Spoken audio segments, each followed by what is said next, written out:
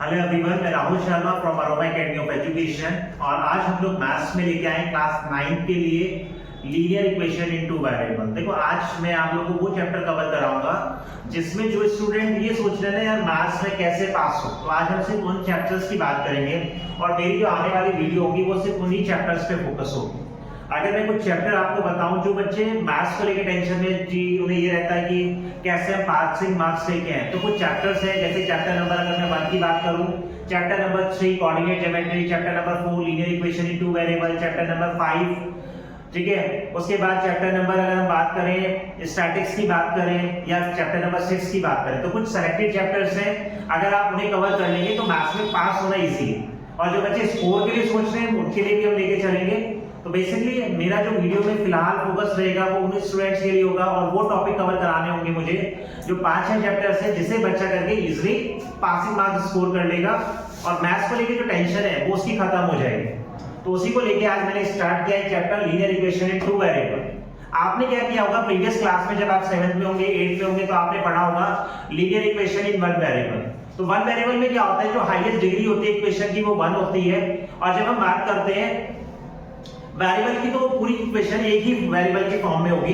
जैसे अगर आप मैं यहाँ पे इक्वेशन लिख रहा हूँ 2x + 5 इक्वल्स टू सपोज 7, तो यहाँ पे अगर आप देखेंगे तो यहाँ पे सिर्फ एक वेरिएबल की बात हो रही है और वो वेरिएबल हमारे पास है x, ठीक है।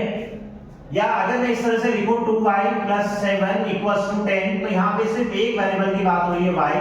अगर मैं इस तरह से लिखता हूँ कि 8a + 8b इक्वल्स टू 12, तो यहाँ पे देखो दो वेरिएबल आ गए आपके पास a एंड b। तो यहाँ पर जब आप 9th क्लास की बात करेंगे तो यहाँ हम बात करेंगे linear equation in two variable. Linear इसलिए कहा गया क्योंकि हाईएस्ट डिग्री यहाँ पर कितनी है, 2 है। अगर मैं लीनियर इक्वेशन के स्टैंडर्ड इक्वेशन की बात करूं या स्टैंडर्ड फॉर्म की मैं बात करूं तो इसकी स्टैंडर्ड फॉर्म होती है ax + by + c = 0। तो ये मेरे पास क्या है, लीनियर इक्वेशन की स्टैंडर्ड फॉर्म। यहां किसी को डाउट, ax + by + c। और अगर मैं यहाँ पे एक एग्जांपल लेके चलूं तो मैंने लिखा 2x + 3y + 7 = 0। तो ये मेरे पास क्या हुई, linear equation in two variable, क्योंकि यहाँ पे दो वेरिएबल है, एक x है और लिखा हुआ है ax। स्टैंडर्ड फॉर्म की जब मैं बात कर रहा हूं ax + by + c = 0, तो यहाँ पे इसका मैंने एक एग्जांपल लिया 2x + 3y + 7 = 0। तो यहाँ पे इसके दो वेरिएबल दे रखे हैं, एक x और एक y। तो यहाँ पे x और y क्या है, इसके वेरिएबल है। और इस इक्वेशन के अंदर क्या है, आपके पास दो वेरिएबल है, इसलिए इसे कहा गया 2 वेरिएबल। ऐसा कोई कंपलसरी नहीं है कि आपके पास x और y की फॉर्म में ही होगा, ये आपका a और b की फॉर्म में भी हो सकता है। जैसे अगर मैं यहाँ लिखूं कि 3a + 2b equals to suppose 10, तो यहाँ पे हमारे पास वेरिएबल क्या मिले, a और b। तो यहाँ पे a और b हमारे पास क्या आ गए, 2 वेरिएबल है। तो जो फर्स्ट एक्सरसाइज है आपकी, अगर मैं बात करूं उसमें 4.1 में, तो 4.1 में आपको सिर्फ क्या करना है, एक्सप्रेस करना है आपको एबीसी की फॉर्म में, यानी कि स्टैंडर्ड फॉर्म में आपको वैल्यू को एक्सप्रेस करना है। मैं एनसीईआरटी के अकॉर्डिंग लेके चल रहा हूं और अगर आपका एनसीईआरटी का बेस भी क्लियर है, कॉन्सेप्ट क्लियर है, तो आप इजीली क्वेश्चन को अटेम्प्ट कर पाओगे। एक क्वेश्चन आपको दे रखा है कि 2x + 3y = 9.35 बार। ये आपको एनसीईआरटी के अकॉर्डिंग दे रखा है 2x + 3y और यहाँ पे क्या है 9.35, 5 के ऊपर बार है। बार का मतलब होता है ये वैल्यू रिपीट हो रही है, ठीक है। तो यहाँ पे आपको क्या करना है, इसे स्टैंडर्ड फॉर्म में लिखना है ax + by + c = 0। ये आपकी स्टैंडर्ड फॉर्म है और आपको कंपेयर करके a b c की वैल्यू बतानी है। देखो ये आपके पास इक्वल टू में ले रखे हैं तो आप इसे इधर ले आएंगे, सभी को वैल्यू को सेम साइड शिफ्ट कर लेंगे, ये इधर प्लस का इधर आएगा तो माइनस का हो जाएगा, इक्वल्स टू क्या बचा, 0। तो ये हमारा स्टैंडर्ड फॉर्म में आ गया ax + by + c। अब आपको क्या करना है, abc की वैल्यू बतानी है, यानी कि जो इनके अंदर न्यूमेरिकल कोएफिशिएंट है और कांस्टेंट टर्म है उनकी वैल्यू आपको बतानी है। तो अगर आप इसे स्टैंडर्ड फॉर्म से कंपेयर करते हैं तो जो x के साथ होता है वो a होता है, जो y के साथ होता है b होता है और जो बाकी वैल्यू बची वो कांस्टेंट वो c होती है। तो यहां अगर मैं कंपेयर करता हूं तो x के साथ कौन है, यहां पर 2 है, तो a हमारे पास क्या आ गया 2। y के साथ है जो b है, तो b बराबर हो गया 3 और जो रिमेनिंग वैल्यू है कांस्टेंट वैल्यू है वो c हो गई 9.35 बार। यहां किसी को कंफ्यूजन? तो क्वेश्चन आपका किसी भी तरीके से आ सकता है, आपको सेम यही अटेम्प्ट करना है। एक क्वेश्चन और मैं ले लेता हूं, जैसे आपके पास लिखा हुआ है 2x + 3y = 0। आपसे कहते हैं कि इसे स्टैंडर्ड फॉर्म में कन्वर्ट करो और एबीसी की वैल्यू बताओ। तो यहाँ पे हम क्या लिखेंगे 2x + 3y और यहाँ क्या आ जाएगा 0, क्योंकि c यहाँ कांस्टेंट अब आपके पास कुछ नहीं है। तो यहाँ जब आप कंपेयर करेंगे तो a कितना आ गया 2, b कितना आ गया 3 और c कितना आ गया आपके पास 0। एक क्वेश्चन और ले लेते हैं। सपोज आपके पास लिखा है 2x = 5 और आपसे कहता है कि इसे 2 वेरिएबल में रिप्रेजेंट करो। देखो यहाँ अगर आप देख रहे हैं एक वेरिएबल आपको x दे रखा है लेकिन दूसरा वेरिएबल आपको y नहीं दे रखा, तो उसे हम क्या मान लेंगे 2x और यहाँ पे b की वैल्यू कुछ नहीं है तो 0 × y लिख लेंगे और ये राइट साइड में दे रखा है तो इसे लेफ्ट साइड में ले आएंगे तो माइनस का बन जाएगा। यहाँ से कंपेयर करके अब आप abc की वैल्यू बता सकते हैं। a कितना हो गया 2, b आपके पास कुछ नहीं है तो 0 और c आपके पास कितना हो गया -5। यहाँ कोई डाउट किसी को? ठीक है, अगर किसी बच्चे को कोई भी डाउट है तो वो मुझसे पूछ सकता है, कमेंट बॉक्स में कमेंट कर सकता है। नंबर मेरा मेंशन है 9958301091 पर। क्लियर है यहाँ पे कोई डाउट किसी को? अभी नेक्स्ट एक्सरसाइज में जब हम बढ़ते हैं तो नेक्स्ट एक्सरसाइज में आपसे क्या कहेगा, लीनियर इक्वेशन देगा और सॉल्यूशन के लिए बोलेगा। देखो लीनियर, इसमें से एक क्वेश्चन ये भी बनता है कि अगर आपको कोई लीनियर इक्वेशन गिवन है तो उसके आप कितने सॉल्यूशन फाइंड कर सकते हैं, तो आपके पास इसका आंसर आएगा इंफिनिटी। तो आप उसके इंफिनिटी सॉल्यूशन फाइंड कर सकते हैं। लेकिन बेसिकली अगर आप 2 सॉल्यूशन भी निकालते हैं, अगर आपसे ग्राफ ड्रॉ करने के लिए कहेगा तो 2 सॉल्यूशन मोर देन इनफ होते हैं। अगर मैं बात करूं 4.2 की तो उसमें फर्स्ट क्वेश्चन आपको दे रखा है which one of the following option is true and why. Equation आपको गिवन है y = 3x + 5 has a unique solution, only 2 solution, infinity many solution. तो आप किस पे टिक करेंगे? इंफिनिटी मैनी सॉल्यूशन, क्योंकि एक लीनियर इक्वेशन के इंफिनिटी सॉल्यूशन हो सकते हैं। क्वेश्चन नंबर सेकंड में कह रहा है right 4 solution for each of the following. आपको क्या करना है 4 सॉल्यूशन निकालने हैं। देखो एग्जामिनर आपसे 2 भी कह सकता है, 3 भी कह सकता है, 4 भी कह सकता है, तो उसको लेके आपको कंफ्यूज नहीं होना। हमारे पास इक्वेशन है 2x + y = 7 और आपसे कह रहा है यहाँ पर 4 सॉल्यूशन फाइंड करो। कितने सॉल्यूशन निकालने? 4। देखो बेटर होगा कि साइड में आप एक टेबल बना लो, यहाँ x की वैल्यू, यहाँ y की वैल्यू। अब आपको जो वैल्यू पुट करनी है आपको अपने रैशनल जजमेंट से लेना है। आप इसमें कोई भी वैल्यू एज्यूम कर सकते हो, ऐसा नहीं है कि आपको एक स्पेसिफिक वैल्यू ही यहाँ पे पुट करनी है। आप x की करना चाहे x की कर सकते हैं, y की करना चाहे y की पुट कर सकते हैं। ऐसा कुछ नहीं है कि आपको x की करना है या y की करना है, कोई भी जो भी आपके माइंड में करे। लेकिन कोशिश ये करना है कि वो वैल्यू एज्यूम करो जिससे दूसरे का जब रिजल्ट आए तो वो फ्रैक्शन में ना आए, कंप्लीट वैल्यू आए। जैसे अगर मैं यहाँ पर रखता हूं, मैं यहाँ पे देखो x की जगह रख देता हूं, if x = 0, मैंने यहाँ पे x रखा 0, तो मैं इसे गिवन इक्वेशन में पुट करूंगा तो क्या आएगा 2 × 0 + y = 7। जब मैंने 2 की 0 से मल्टीप्लाई करी तो 0 हो गया और y कितना आ गया मेरे पास 7 आ गया। तो मैं यहाँ रख लेता हूँ x, मैंने जब 0 रखा तो y कितना आ गया मेरे पास 7। अब मैं कोई और वैल्यू पुट कर लेता हूँ। सपोज मैंने रखा f, यहाँ पे मैं क्या करता हूँ y को रख देता हूँ। देखो आप x रखो या y रखो उससे कोई दिक्कत नहीं है, ठीक है बच्चों। अगर आप x रखना चाहे आप x रख सकते हैं, y रखना चाहे y रख सकते हैं। मैंने यहाँ पे y ले लिया इस बार क्योंकि पहले मैंने x लिया था। तो यहाँ जहाँ y है वहां पर हम क्या करेंगे 1 रख देते हैं। यहाँ 7 रखा, 1 को इधर ले जाएंगे तो क्या आ जाएगा बच्चों 6 आ जाएगा। और यहाँ 2 मल्टीप्लाई में तो जब साइड चेंज करेंगे तो डिवाइड में चला जाएगा, तो x कितना आ गया 3। तो जब मैंने y रखा तो x मेरे पास कितना आ गया 3। कोई कंफ्यूजन इसमें? नेक्स्ट आप x एज्यूम करना चाहो x कर लो, y करना चाहो y कर लो। मैं सपोज x एज्यूम कर लेता हूं और x मैंने क्या किया यहाँ पर सपोज 2 एज्यूम कर लिया कि if x = 2। तो ये जो इक्वेशन आपको दे रखी है यहाँ पर आप x की जगह पास ऑन कर देंगे तो यहाँ कितना आ जाएगा 2 और x की जगह 2 आ गया प्लस y = 7। 2 2 4, 4 + y = 7।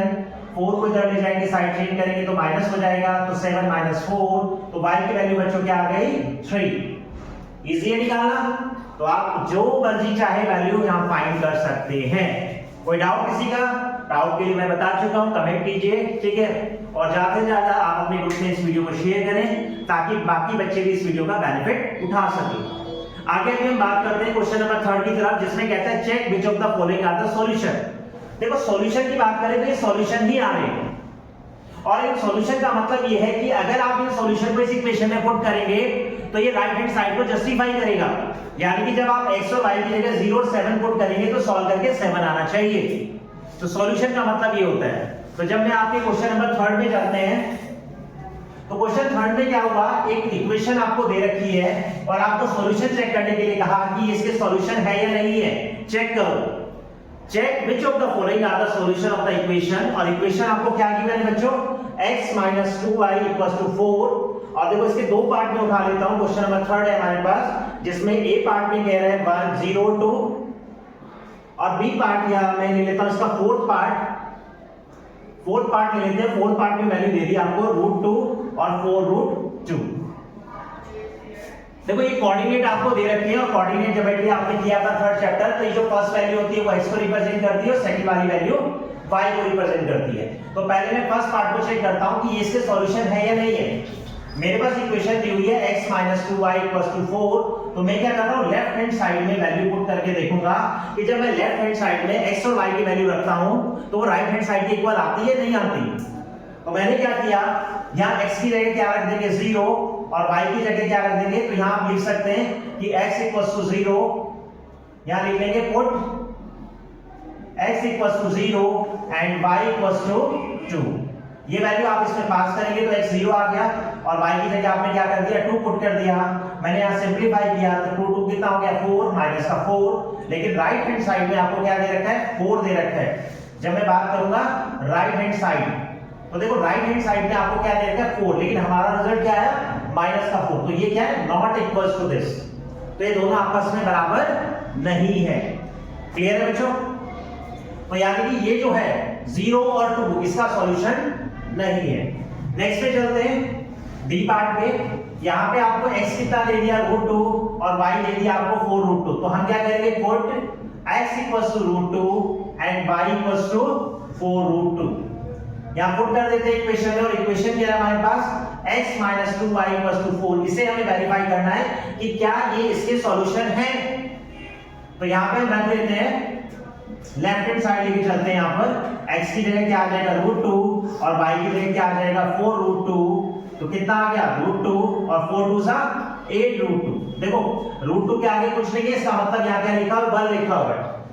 यहां से अगर मैं √2 कॉमन ले लूं तो क्या बचेगा 1 - 8, और 1 - 8 कितना आएगा माइनस का 7√2, और अगेन ये भी हमारी राइट हैंड साइड के इक्वल नहीं है, तो ये भी इसका सॉल्यूशन नहीं है मेरे प्यारे बच्चों। तो डाउट इसमें कर सकते हैं आप इजली से वेरीफाई। अगर ये राइट हैंड साइड के इक्वल आ जाता है तो इसका सॉल्यूशन है, अदरवाइज इसका सॉल्यूशन नहीं है। एक लास्ट क्वेश्चन कर लेते हैं और हमारा चैप्टर फिनिश।